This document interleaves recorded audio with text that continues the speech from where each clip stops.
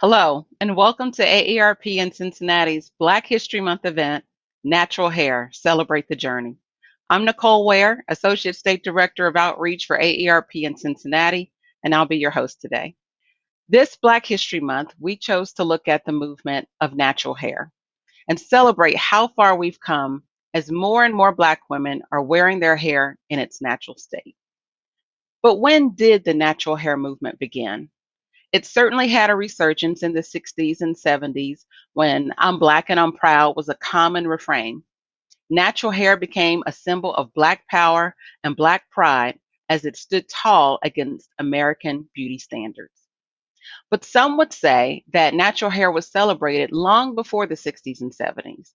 Increasingly, we're seeing pictures of hairstyles that African women wore centuries ago.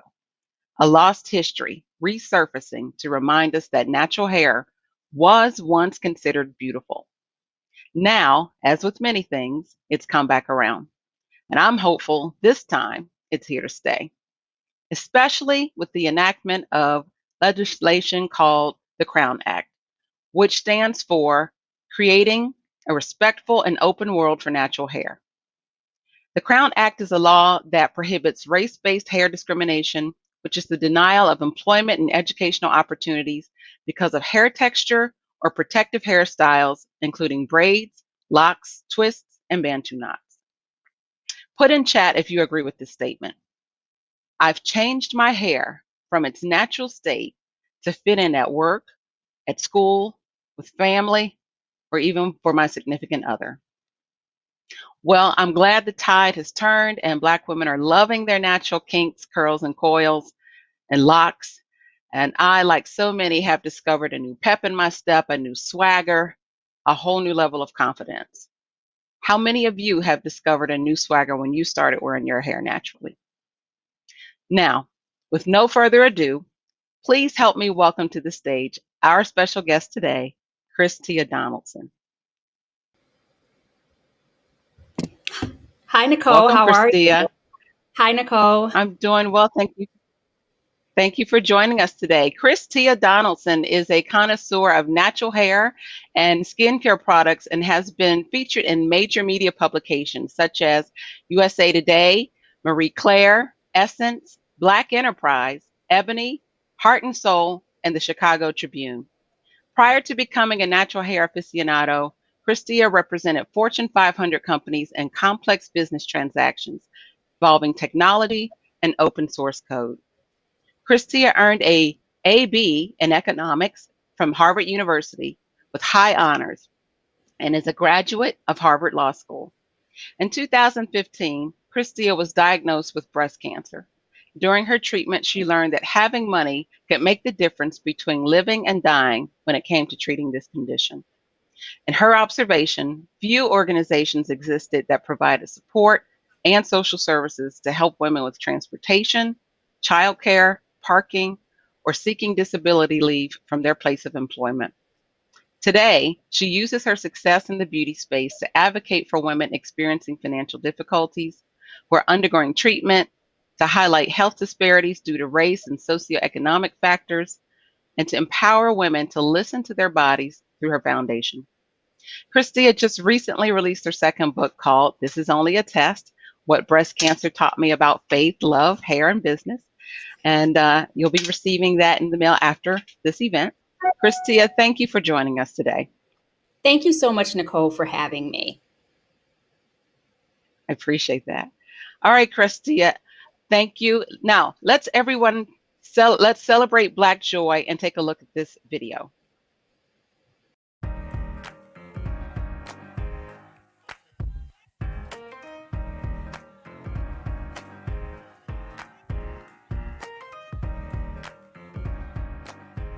To me, Black joy is a collective joy. I take great joy in all of our accomplishments. To me, Black joy means connection to family, to legacy, to possibility. Celebrate, celebrate, celebrate. Don't put celebration on pause, baby.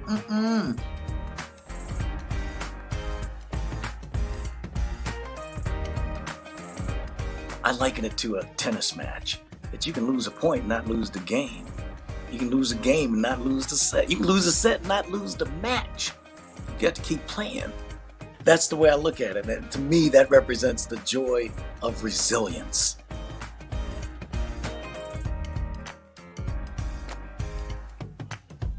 If we just think for a moment about the people who came before us in our own families and over time, that's enough for us to feel strong, to feel courageous, and to put a big old smile on our face.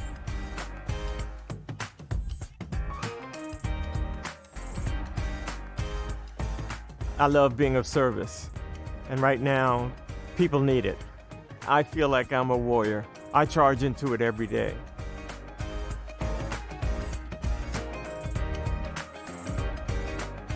We don't have to be next to each other to celebrate each other and to love on each other. You know what spreads faster than COVID-19? Love. I can feel it. It's in the atmosphere.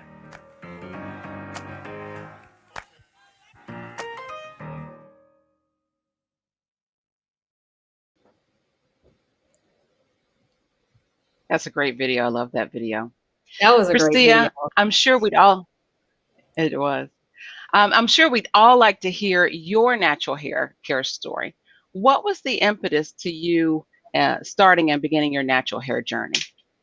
Well, I think it goes back to the very beginning. I'm in my early 40s, and so I grew up in the 80s, and I tell people before healthy was in places like Whole Foods Supermarket or the vegan diet, back then, no one really cared or thought about the potential of the chemical relaxers that we were using on our hair. We had no reason to really be afraid because no one really gave that much thought to the impact that these chemicals were having on Black women, on their skin, on their care, on their hormone levels, what have you. And so at the young age of 4, very few people believe me when I say this. I got my first relaxer because my mom, like most Black women, was not necessarily aware for how to care for her daughter's hair, particularly since she was a busy professional, like I said, in the 80s. Like, her mom was a stay-at-home mom, so she had time to care for her hair. But you had this new crop of women going into the workforce who had to juggle not only home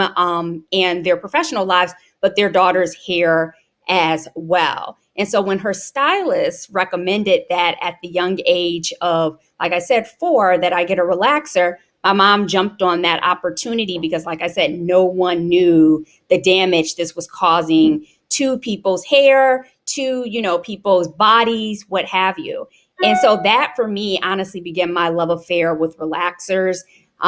Growing up I grew up in Detroit, so a Black environment, but I went to a predominantly white school. And so there were issues there in the fact of growing up around, classmates, when the beauty standard was much different, where we were bombarded with images of this is what Madison Avenue thinks is beautiful, which is, blonde, long, straight hair, blue eyes. And there were very few images of Black women, particularly in mainstream media, to counteract that. So that kind of, plus the relaxer, kind of reinforced this notion that in order to be beautiful or be taken seriously in America or be found attractive, that I needed to have straight hair to meet this beauty standard. And so that would continue throughout high school. It would continue throughout college.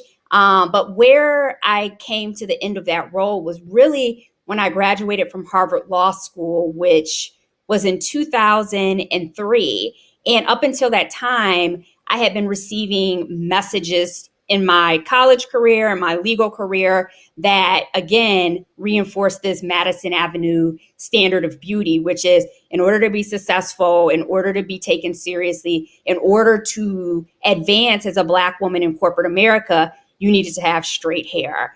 And so I was at this crossroads because finally I was struggling. I was like woke enough to know that intuitively something didn't feel right. Something felt off, not only with the message, but, why was I subjecting myself to this process whereby I would spend, an entire Saturday in the salon, or I would spend so much money kind of trying to look like something that I wasn't, or I would, find myself with scalp burns and just kind of learning to live through them. And I was like, there's something so off about this. But there was a small group of women back then who shared my philosophy, if you will. And from there, that was just kind of the beginning. I think what made the journey even harder back in the 90s, early 2000s compared to today was that there were very few products on the market, for women who wanted to wear their hair in this style. So you could walk into a Walgreens and you would see things, but they were, again, just one of the messages affirming that you need a relaxer, you need to straighten your hair, that type of thing. And so that was ultimately kind of all of these messages, all of this pressure. I didn't know how to disrupt the system, but I just knew for me personally, something felt very unnatural about what I was doing, no pun intended. And so now I've been natural for close to 20 years, and it's been filled with its up and downs. I mean, I know, some women on this call are looking for guidance on how to go natural. Some are newly natural, some are long-term naturals, and it's a journey. And, you may not you'll grow to love your hair, but you may not love your hair throughout all of it. There may be moments where you're frustrated, you feel like giving up. But the point is, I think it goes back to like what you said. We're in a situation where we have the tools, the resources, the products, the support on social media, the videos to make this last this time around. And so that's what I'm hopeful for. So that is my natural hair journey. Yeah, I love your comment about you may not always be in love with your natural hair throughout this journey. I think every naturalista can identify with that. I certainly can. And, I remember my first moment, like to this day, I remember the moment that I went natural. I was actually on vacation and I was wearing my hair in its natural state, but not on purpose, not intentionally. I just really had it in a French bun. I'd never wore it out. And I was like, okay, I'm on vacation. I'm going to straighten it. And I used an old fashioned straightening comb and I burnt it, which is what I always did because I'm impatient. So I would always burn a section of my hair off. And I just had it. And I was like, I'm done. I'm going to figure out natural hair. And I have never turned back since. I appreciate you sharing that story, Christia. Now, you've written a book about your breast cancer story and how that affected your life and included how it affected your hair as well. Tell us about that. So in terms of, breast cancer, I was diagnosed at a very young age. I was diagnosed at 36 for the first time and had a recurrence 2 years later around the age of 38. And I'm now 42. So I'm doing very well. But in terms of the impact on my hair, it's the kind of thing that the first time around, I was just fighting for my life and hair was not really that big of an issue. The second time around, same thing. Hair was not really big of an issue. But I found myself in an interesting situation because I was in an industry where beauty was important and looking your best and, being all glammed up. So I had to struggle with that. But the thing about it was like people just kind of embraced me on my journey. They were just happy that I was alive, whereas I was kind of, had some hesitation that how could I be in an industry and not have any hair and still make, a contribution and still be a CEO. What I tell people, particularly women of color, is that the interesting thing about my breast cancer journey is that I learned that, like you said, money makes a difference between living and dying when it comes to this condition. Early detection is critical. You'll find that a lot of African American women are diagnosed at a much later stage for a variety of reasons. Skepticism about the medical industrial complex, spirituality sometimes plays a part in that, where we'll wait to go to the doctor because we want to kind of prey on our condition. Also things like, finances. People, like I tell people, think cancer plus cancer treatment equals survivorship. And that's nothing could be further from the truth. What we find is that in certain areas, particularly places like Chicago, Black women are 42% more likely to die from breast cancer than the general population. And that's not because of biological reasons. that's due to socioeconomic reasons. So like reliable transportation, like you mentioned, having days off from work, being able to afford your medications, that type of having childcare. Some of these issues, like I said, in other cities like New York, that number drops from 42% to 19%. In San Francisco, it drops from 19% to 0%. And so that's kind of, I told myself that if I beat this condition the first time, that I would want to be an advocate for the women who face those challenges, because I saw them on my journey, particularly the beginning of my journey when I was diagnosed at a community hospital. But I had the luxury and the insurance to transfer to kind of one of the best medical facilities in the state of Illinois. And a lot of women don't have that. So in a nutshell, to answer your question about hair, I've been fighting for my life, emotional roller coaster that comes with any type of cancer diagnosis. But you start to kind of really appreciate what matters most. And while hair is important to our identity, even without it, I still feel, beautiful and like the woman that God made me to be. That's beautiful. I'm glad. First of all, I'm glad you're okay. Thank And I'm you. glad that you know that you're beautiful with or without hair. I love that. Thank Um, you. One of the things that AARP wants to help is people who are family caregivers for someone who may be going through cancer or had recently been through cancer. There are almost 48 million Americans providing care to a family member or friend age 18 or older. Family and friends provide the bulk of that care for older people in the United States. And if you're not currently a family caregiver, at some point in your life, you either will be a caregiver or you'll need a caregiver.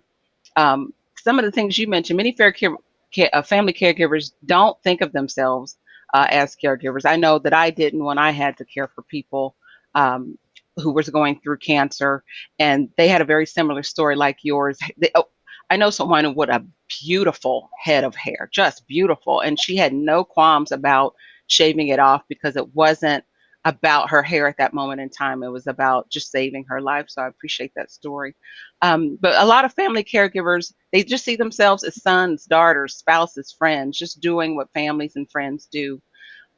According to a report from AARP and the National Alliance for Caregiving, the typical African American caregiver is 47.7 years old on average, and they've been caring for 5.2 years on average. Most African American caregivers work while caregiving, and most report at least one impact on their work due to caregiving, such as going in later, even earlier, even taking time off to care for their loved one. What AARP is striving to do is to make it easier for older adults to remain in their homes and communities where they prefer to be, surrounded by family and friends. And so we're providing some planning resources and some additional forms of support to family caregivers. You'll find that in the handouts. What we're hoping is that we want to create a country where people can continue to live in their homes and communities for as long as they choose. So again, please download those resources. Now let's take a look at some additional information that you might find helpful on your caregiving journey. Hi, I'm Amanda Singleton, attorney and AARP caregiving expert. As a caregiver, an important part of your job may be to keep your care recipients' legal affairs in order. This, of course, is a big responsibility and requires careful planning. Here's a checklist to help you protect your care recipients' legal rights as well as your own. First, make sure your care recipient has the basic legal documents in place. A durable power of attorney for finances and a durable power of attorney for healthcare or healthcare surrogate designation will allow an appointed person to make fiscal and medical decisions for a physically or mentally incapacitated person. A living will provides your care recipients preferences for medical care at the end of their life. And a simple will where your care recipient can decide who shall receive their assets after their death. It's important to note that your care recipient must prepare all legal documents when they're still capable of making decisions. Second, make a family plan. It's important to discuss caregiving matters with family members before caregiving is needed. Set a time to meet and identify who will be responsible for which caregiving roles like medical assistance, day-to-day chores, or financial coordination. This helps keep the peace and provides clear communication. Third, organize important papers. It's key to have these documents organized in files that are easy to navigate so that you know where they are when matters arise. Here are some of the important ones. You'll see the list includes things like birth and marriage certificates, but also deeds and insurance policies. Fourth, explore financial help. There may be many public benefits that are available to you or your care recipient. AARP Foundation's Local Assistance Directory is an online tool where you can search for local, state, and federal programs you may qualify for. It's also a good idea to look into your care recipient's insurance and retirement plans. See if they cover short-term assistance, such as home health visits or nursing and mental health services to ease financial strain. Lastly, research tax breaks. Your care recipient may be able to claim federal tax deductions for many healthcare costs and out-of-pocket expenses not covered by health insurance. Save receipts for these expenses and share them with your accountant once tax season arrives. AARP encourages you to stay informed. You can find more tips on legal and financial issues facing caregivers on our caregiving site, as well as download the Advanced Directive form for your state. And remember, the more prepared you are now, the easier it is to navigate legal affairs during difficult times.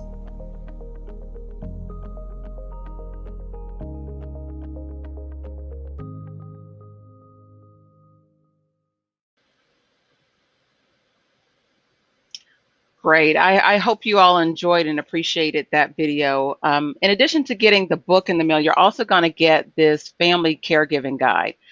It's very comprehensive and very helpful. One of the most popular free resources that we have available here on AARP. So look forward to receiving that in the mail. Okay, let's jump into it. Why is the natural hair movement important? That is a great question, Nicole. I would think, particularly today, as we're in an inflection point with the browning of America, as they always say, you need to see representation in order. You can't be what you can't see. And for so long, little Black and brown girls, the images they saw of professional women often kind of, like I said, echoed those messages that we received around beauty standards. And so it's really important for people to see the diversity of like Blackness, the diversity of brownness, the diversity of within the range of our communities, because we're not all the same. We're not some monolithic group. And like I said, being forced to subject ourselves to this general standard of beauty where we model kind of, what Madison Avenue thinks is beautiful is not healthy for us on a, mental or subconscious level. And we should be able to be who we are and thrive in the workplace or, in our own businesses, if you will. Perfect, perfect. All right, so here's a question. I find it interesting. How do you define natural hair? Is it relaxer-free hair or wearing your hair in its natural state? So I would say, the thing about it is the definition changes depending on the movement in the year. The 70s, natural, everybody that meant an afro. Today, 2020, being natural just may be like, okay, I don't have a chemical relaxer. I don't have a texturizer. I may use color. I may wear protective style, which is like, braids or cornrows, which are covered up by a wig or weaves and extensions. But today, I think chemical free for the most part, when we're having this conversation about who's natural and who's not, I think it generally comes down to people who choose not to relax their hair. And so there's a wide swath, if you will, that covers, people who do not relax their hair. So the audience, by that definition, is getting larger and larger. Okay, I see the Q&A questions are coming in pretty strong. So what I'm going to do, I'm going to ask you a few questions really quickly. We're going to play myth versus fact, and then we'll go to live Q&A, and I'll try to go a little faster. So for someone, top top tips for someone who is new to the natural hair movement or just wearing their hair natural. What are some of the tips you have for them to get started and transition to wearing their hair naturally? Well, the first thing is I think you need to be mindful that your hair is particularly, not to say fragile, but fragile when you're going through this transition, because you have one hair that hasn't been chemically altered, and you'll find that that hair tends to be more elastic and strong, and the hair that has been chemically treated tends to be weaker. So you're going to experience some level of breakage. You need to be prepared for that by keeping your hair moisturized and regularly deep conditioning. Also, if you can find styles that would limit manipulation, so protective styles, I was saying, there's a variety. You can wear braids, you can wear wigs, weaves, and extensions. You can trim your hair more frequently to kind of, expedite the journey and kind of, like I said, minimize this this tale of two textures, if you will. But just being mindful, like I said, that your hair the new hair is going to be stronger, the old hair is going to be weaker, and that breakage is a common side effect of trying to go into transition. So moisture is really important. So one last, on the note of moisture, what is the difference between hair moisture and porosity, and should we pay more attention to hair porosity? Well, hair moisture is basically, like really applying moisture to your hair. So whether it's a deep conditioner, leave-in conditioner, a hair milk, or, a cream, if you will. Hair porosity is your hair's ability to retain moisture. Hair that is high in porosity tends to retain a lot of moisture. Hair that is low in porosity tends not to retain moisture well. And you really want to have a balance between moisture and protein, because if you have too much moisture, your hair can be like too elastic. You can't really do a lot with it. And if your hair is low porosity, then you're going to find yourself dealing with, breakage and split ends and things of that nature. So you'll have to condition and moisturize your hair more frequently. Okay, very good. Thank you. All right, let's go to myth versus fact really quickly. This is going to be rapid fire style. So I'm going to shoot you a question and you say myth or fact, okay? Here we go. Natural hair type charts are all inclusive. No, I don't think so. I think they try to be, but and one other thing is no one is one texture. So those charts will be like, oh, are you 4C? Are you 4B? Are you a 2? You can have a variety of textures on your head. You could be a 3, in the front, a 4 in the crown, and straight in the back. So I would say that they're not the best gauge of where you are, but they do a good job for helping women to have conversations with each other about what products they're using.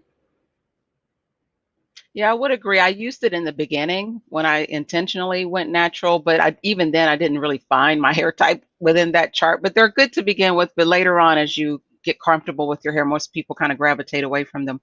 All right. Natural hair grows faster when it's washed 3 or more times a week.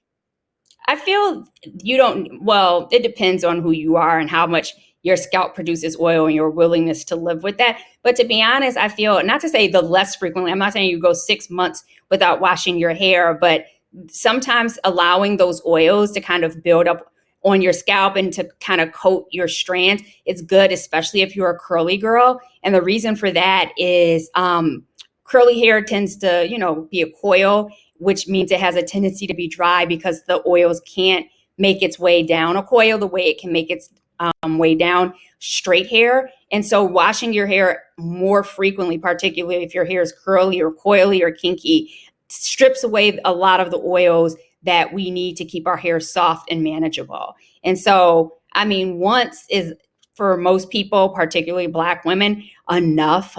Even if you go 2 weeks, you'll still be in pretty good shape. You'll find that your hair probably loves you a lot more the less you wash it versus the more you wash it. Conditioning and moisturizing are kind of the real keys, particularly for natural or textured hair, as opposed to cleansing, to keeping it healthy. You want a healthy scalp, but you don't need to wash your hair 3 times a week to achieve that. On that note, and I've always wanted to know this, what is the difference between leave-in conditioner and regular conditioner? And does leave-in conditioner replace a regular conditioner?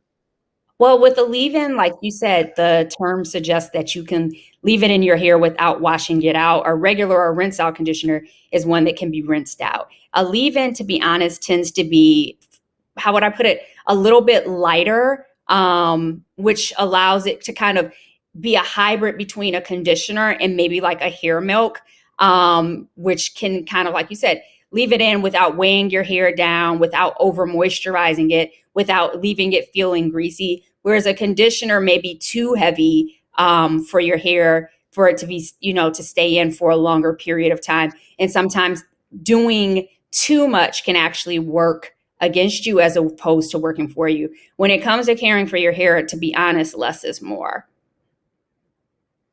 Got it. All right, so let's go to the live Q&A portion. I see a lot of questions coming in. I'm going to do my best to go through these.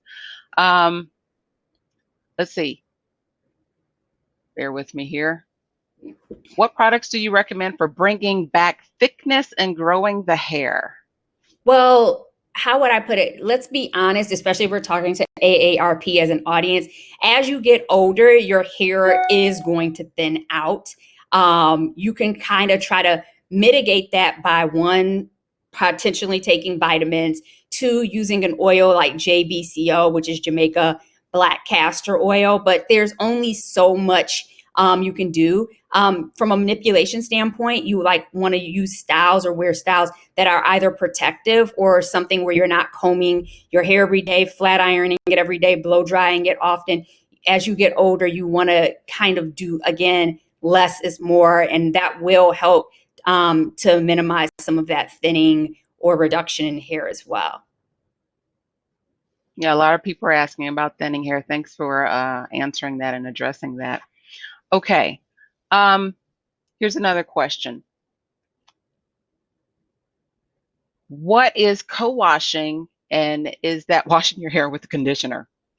Well, yes. So co-washing is basically a system by which people kind of choose not to use shampoo because some people feel the sulfates in shampoo strip the hair again of its natural moisture, which can be helpful to textured hair. Like I said, due to the difficulty of it retaining moisture because of that coil pattern. Co-washing can be done either with a co-wash. There are products that are specifically called co-washes, or a conditioner.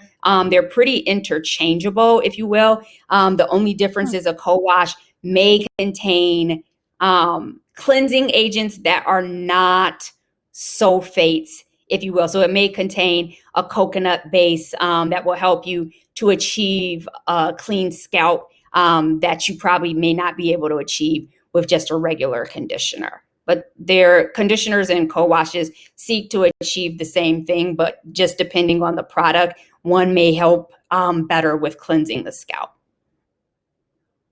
Okay.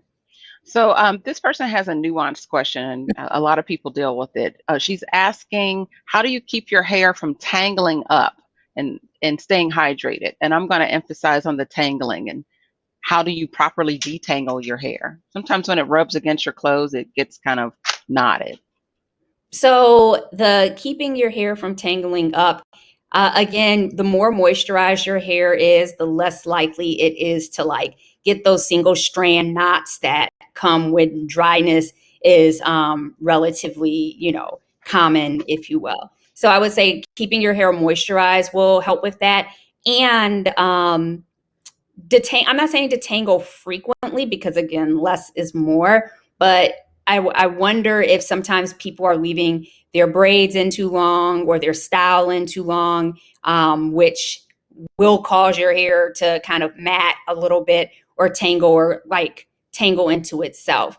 And when it comes to detangling, it's always a good idea to do that while the hair is wet. If you have your hair in any type of braids or protective style, you kind of want to undo that while it's dry and then comb through it while it's wet from ends to root, not roots to end, because that will help you kind of cover shorter distances without ripping your hair out. So you want to start at the bottom and work your way up versus going from the top and working your way down. Okay. So a lot of people are asking about types of products. Now, while we can't recommend one brand name over another, AARP cannot recommend a brand, we can, maybe you can speak to the type of products that will help keep someone's hair moisturized, like double butter versus hair milk. Can you explain that a little bit more? Yeah. So depending on the thickness of your hair, you're going to want to look for moisturizers. If your hair is thinning, you're not going to want to use like a heavy cream. You might start gravitating towards serums or oils. Those are really good for the hair. Particularly, like I said, JBCO, argan oil, coconut oil. Those type of oils are really good, and they're light, and they're not going to weigh your hair down if it's thinning. Heavier products, like I said, if you still have a lot of hair and thinning's not an issue for you, then you can use that. Milks are kind of, not to say a hybrid between a serum and a heavy cream, but it's more lightweight, and that's great for getting moisture. Shampoos, you want to look for sulfate-free shampoos that have ingredients that you can read.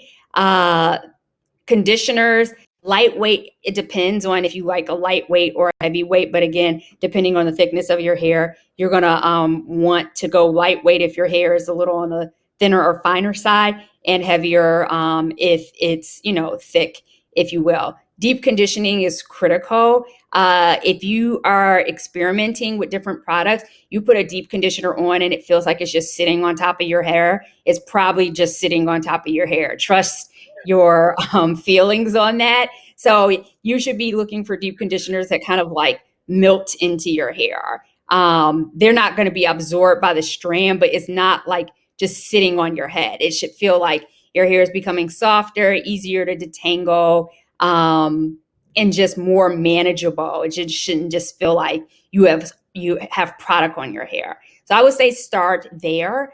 Products that work really well on texture hair, like I said, I'm not gonna say you're gonna get instant results, but like products that I know of, like in the industry, even with some of my competitors, it's like I'm not saying you should notice an instant difference, but if you use a shampoo, your hair should be soft afterwards. It shouldn't feel stripped and dry. I know a lot of the shampoos in the 90s, you would have like this dry, squeaky clean type of feeling, and you're not going for squeaky clean. You want it to be your hair to be clean after using a shampoo, but you also want it to be soft and feel like it's like elastic and bouncy, not squeaky clean and like it's just your scalp is so clean and your hair is so clean. You want to feel like there's still some oils or residue on your hair, if you will.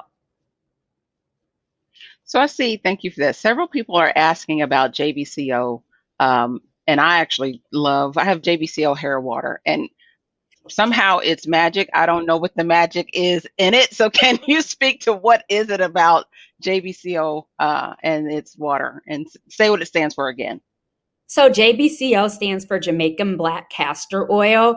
And even though it originates kind of in West Africa, people within the of Caribbean descent or from the Caribbean have been using JBCO, like, grandmothers, daughters, moms. It's a generational thing there to keep their hair healthy and to grow their hair. And only recently has it come to not to say come to the States, but it's come to light. It's great for growing not only your hair, but your eyebrows. If over time your hair all over your body, yeah, all over your body has a tendency to thin out. So if you feel like your eyebrows are getting a little thin, JBCO, can be and help to do the trick for that. But like I said, from a beauty standpoint, women of Caribbean descent have been using, their grandmothers have been using JBCO to care for their hair. And it's only now that it's kind of mainstream within the textured hair community, probably within the last 10 years or so. Yeah, I just learned something new today. I'm going to start using JVCO on my eyebrows because they are starting to thin. Thanks for that tip. Okay, so I'm going to alternate here between some of these questions as keep popping those questions into chat. Here's a good one, and it's a really good one. What is the difference between a clarifying shampoo and just, a regular shampoo, and how important is it to clarify? So a clarifying shampoo is one that's going to give you extra surfactants or cleansing properties. So it's really, really going to get your hair, your hair and your scalp super clean. And like I said, that has generally been a shampoo that's been used and promoted within general market. You don't really see that women of color using those or those being marketed to us, because we again need those oils. We need that moisture, the same moisture that kind of helps our hair to be soft and supple and elastic can cause, general market, their hair to be greasy and weighed down. And so they're looking to strip those oils from their scalp. That's why they're using dry shampoo, whereas we are looking to kind of replenish our scalps of the oils. And so clarifying shampoos, depending on how tightly coiled your hair is, I would say steer clear of them, because like I said, moisture is definitely something you want, especially if you're a curly girl. Yeah, so I bought a clarifying shampoo, and in the beginning when I was still learning, I used it, and then I noticed I was like, oh, it's kind of, causing a lot of moisture loss. So I probably only use that a couple times a year whenever I feel like I have excessive hair, build up on products. Couple other questions here, and I'm going to combine this question. Let's see, someone is asking about dandruff and how do you control the dandruff in scalp? Yeah, so dandruff and dry scalp, I would say for that, tea tree oil is really good for that. A lot of times your scalp is just flaking because it's dry, but a natural oil like tea tree has been known to work wonders for people who suffer from dandruff. Yeah, I love tea tree oil. Okay, here's a good question. Here's the one I'm going to combine. She wants to know, what does she do with her hair when it's half natural and hair half perm? So transitioning. How would someone successfully transition? And is the big chop necessary? No, it's not necessary to do the big chop, but the thing about it is you just have to start with your end goals in mind. And if your hair, if your goal is to kind of wear your hair curly, a big chop is probably a little bit better in terms of trimming, because you've got to be able to find a style that will allow you to do those two textures to kind of make them one texture. But how would I put this? I would say for someone who doesn't want to do the big chop, do a consultation with a stylist. It's not like necessary that you need to go to the stylist every week, but she'll help you find a style for you that will allow you kind of to do this without doing the big chop. Generally, people who do it that way, they may straighten their hair or flat iron their hair, but then you're damaging your curl pattern. And it just depends on if you want to wear your hair curly once you're fully natural. Okay, so questions here about gray hair and coloring your hair. Number one, what's the effect of coloring your hair on natural hair? And then what tips would you give about someone who is graying and thinning?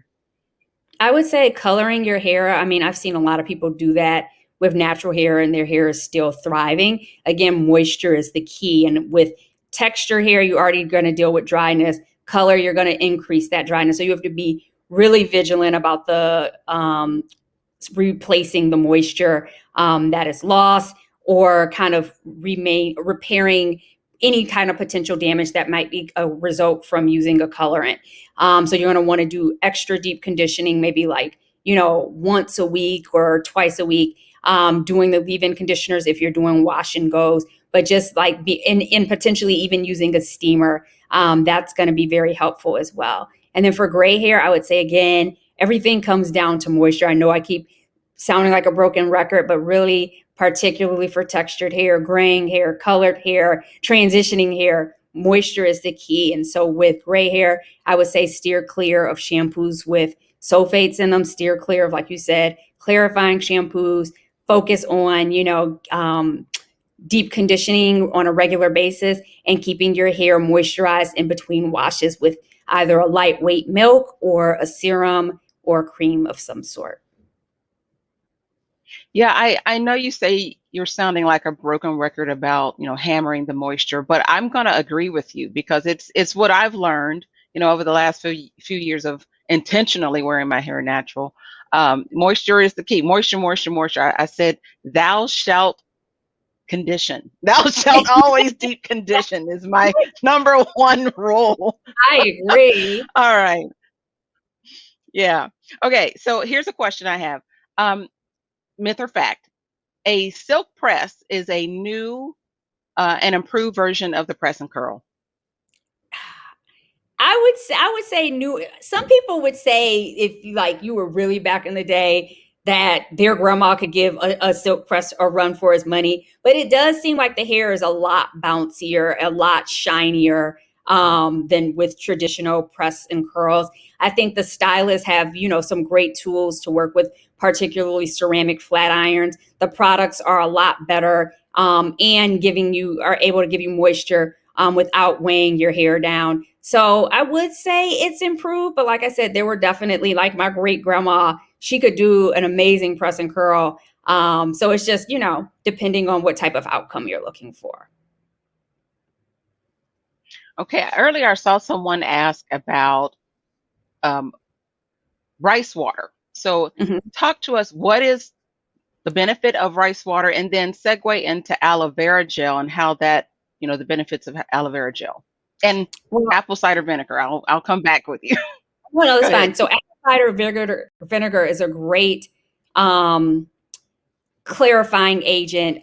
People like it a little bit better than kind of the shampoos that you would see in the aisles of like a Target or something. It's very natural, and it'll help to eliminate kind of, like you said, if you feel like you have a lot of buildup from products on your scalp or residue on your hair, it's great for that.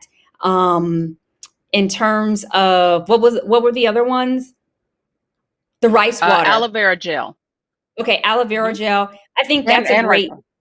Okay, the aloe vera gel is great, particularly when used as a natural ingredient in shampoos. It can also be used in your conditioners. You can even just break open a piece of aloe and add it to your products, or you can buy products that contain it. But it never hurts. Again, if moisture is the thing we're going for, aloe is great for that. It's also great for your scalp. Again, if you suffer from any kind of itchy, flaky scalp or dandruff.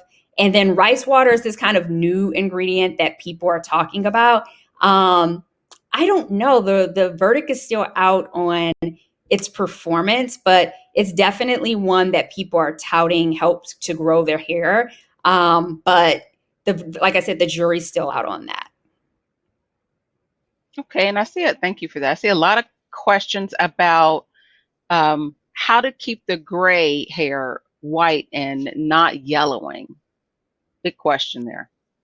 No, I think you've got to be careful about the products you use, particularly products with colorant in it, because those can kind of further compound the yellowing of the hair. And sometimes people will go to a stylist for a touch-up of something that will just kind of give you a balance between gray and purple. Not like purple hair, but they'll use like a purple colorant to help with that gray, to ensure that it stays like more of a silvery gray versus a yellowy gray.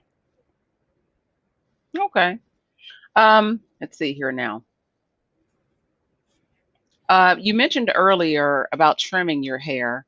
One of the things I've heard is that when you go natural, you don't have to trim your hair as often. Is that true? Is it necessary to trim your hair every 4 to 6 weeks, or what? I think every 2 months is pretty good for a naturalista, particularly if she's not flat ironing her hair. If she's not applying a chemical like color to her hair, you're going to need to do it more frequently if you're doing either of those things. But if you're protective styling, you may be able to go longer than 2 months. But if you're wearing your hair out on a regular basis, doing wash and goes or twist outs, 2 months, 2.5 months is generally a good yardstick for how often you should trim your hair.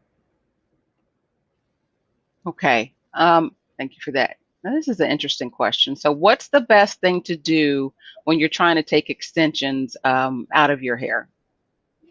I think the best thing to do is, like I said, be slow, take your time, make sure you do a thorough detangling, and then like moisturize. Again, go heavy on the moisture when you're coming out of those, because when your hair, even if you go to the salon or whatever, you're not going to get the same level of moisture and conditioning with extensions that you'll get when you're taking them out. And don't be in a rush to put your extensions back in. Savor that time outside of the extensions. Like if you can go 2 to 3 weeks before putting them back in so that your hair can get the moisture it needs so that it's not extensions on top of extensions on top of extensions. Okay. Let's see. Let's talk a little bit about how much hair shedding is normal. I know that people's hair seems to shed a lot when they go natural. What's normal? I think normal depends on the person. You should kind of like keep your eyes on how, normal is different for each person. But the point is, if you start to see more than you ordinarily do, then you want to be mindful. But a variety of things can contribute to hair shedding. So it can be like hormonal, it can be seasonal, it can be product. But the point is, if you notice persistent hair shedding over like maybe, 2 months or 3 months, then that's something where you might want to go see your dermatologist to have a conversation about that. But like I said, what's normal for me is not going to be normal for you. But the point is to just kind of be mindful and pay attention to how much hair you're losing and when. 100% agree with that. Okay, let's talk a little bit about nutrition and the benefits and impact on your hair and vitamins. Right. So I think You mentioned that vitamins, earlier. there's a lot of talk about products, but healthy hair really starts from the inside out. So nutrition is important. Maintaining a healthy diet, drinking plenty of water, getting your supplements, particularly as we age, to kind of help, be part of the hair regimen and to complement all those great products you are using, all the moisture you are adding to your hair. You need to have a great underlying foundation, and that's a healthy diet for sure. Yeah, I want to comment on the vitamins. Now, we want to tell you to please consult your physician before you take any kind of vitamins or anything of that nature. But I do use biotin to thicken my strands, and it does seem to help with shedding. But again, consult your physician before beginning any kind of natural hair care regimen in terms of digesting it into your body. All right, so we're coming to the end of our time here. I have a couple burning questions. Heard about heat damage. A person straightened their hair, then later finds that their curl pattern, they've lost it, and they call it heat damage. Is that really heat damage if their hair's not breaking off? Yeah, I mean, it's heat damage insofar as your texture has been permanently altered due to the use of like a flat iron or some type of product, even though your hair is not breaking off. But the fact that it won't revert or that it's kind of extra straight shows that it has been damaged by a flat iron or a curling iron. Okay. So I always thought, why do they call it? So I know someone who has the same curl pattern as mine, but now they've been straightening it so long that they've lost their pattern, but it's still growing. It's still healthy. It's not breaking off. So that's why I was like, is it really heat damage? Okay. There was a question in here about locks. Let's see if you could pop that in chat real quick, please. If we try to find it.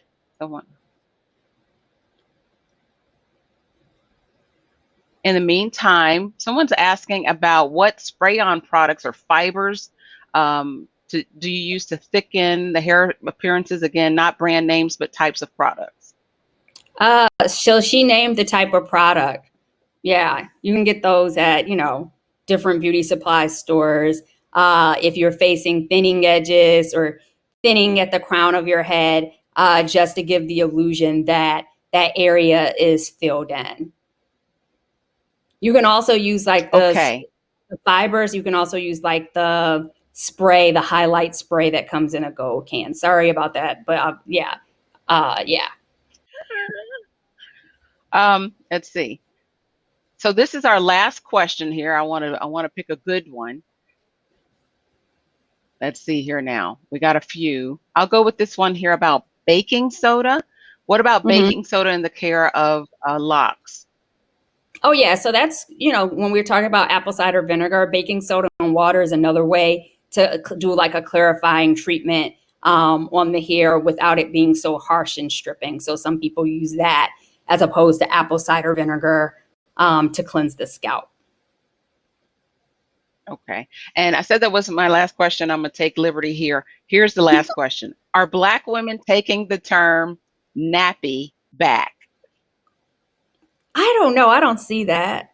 It's not that it's a bad term. I mean, historically, yeah, I mean, someone told me the other day, a consultant, that kinky was a term we shouldn't use, but my entire team was like, we use kinky all the time in our advertising. So I haven't seen people really, rallying to bring nappy back as a term that we use to describe our hair. But if it's out there, it's out there. But kinky is definitely something, or 4C, if you guys are going back to the hair type charts.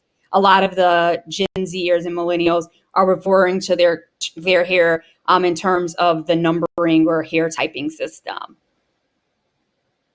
All right, perfect, beautiful. Thank you, Christia, for joining us Thank today. you so We've much, enjoyed Nicole. having you This and was learning great. from you and hearing you sharing your story. Thank you so much. Thank you. Again, I want to invite you to download the handouts that direct you to aarp.org/caregiving. We hope you've enjoyed this and will join us for future AARP events as we strive to offer you a source of entertainment, information, and resources, which you can find at aarp.org/nearyou. And I'll leave you with one last video before we go, after which you may sign off. Thank you for joining us for AARP and Cincinnati's Black History Month event, Natural Hair, Celebrate the Journey. Hey! Hey! Hi! It's time to crack an egg. Easy, any style egg works here. Or smile. Well done, this looks great. Time to share a story. I have a great way to start our discussion. With old friends or new ones. When you're a caregiver. Time to breathe in. Inhale up, good job. Then let it all out. It's never been easier to connect, learn, and have fun. Cheers! So let's do it together. Come find us at aarp.org/nearyou.